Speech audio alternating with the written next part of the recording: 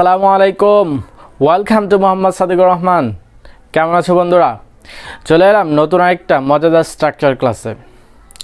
গত ক্লাসে আমরা শিখেছিলাম কিভাবে আমরা থ্রো প্লাস প্রনাউন ইউজ করে আমরা একটা সুন্দর সেন্টেন্স তৈরি করতে পারি।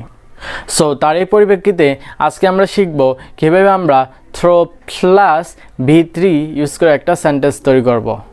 তো সবার আগে বলে নিচ্ছি V3 মানে ভার্বের ফার্স্ট পার্টিসিপাল ফর্ম। চলো শুরু করা যাক।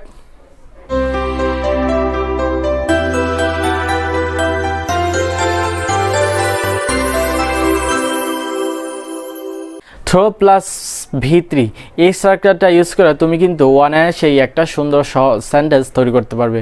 যেরকম যদি আমি বলি through given the poor you can get pleasure. গরিবদেরকে দান করার মাধ্যমে বা গরিবদেরকে কোনো কিছু দেওয়ার মাধ্যমে তুমি আনন্দ পেতে পারো। You can get pleasure. Through written this letter you can inform them. এই চিঠিটা লেখার মাধ্যমে তুমি তাদেরকে ইনফর্ম করতে পারো। দ্যাট মিনস এই চিঠিটা লেখার মাধ্যমে তুমি যাদেরকে মেসেজটা তোমার বার্তাটা পৌঁছাতে চাচ্ছ তাদেরকে তুমি কি এই বার্তাটা সম্পর্কে অবগত করাতে পারছো। সো এই পরিপ্রেক্ষিতে তুমি বলতে পারো throw written this letter you can inform them. Through eaten protein you can make a healthy life. পুষ্টিকর খাবার খাওয়ার মাধ্যমে তুমি কি একটা হেলদি মানে একটা স্বাস্থ্যকর একটা জীবন তুমি তৈরি করতে পারো। এইভাবে আমরা অসংখ্য সেন্টেন্স তৈরি করতে পারি।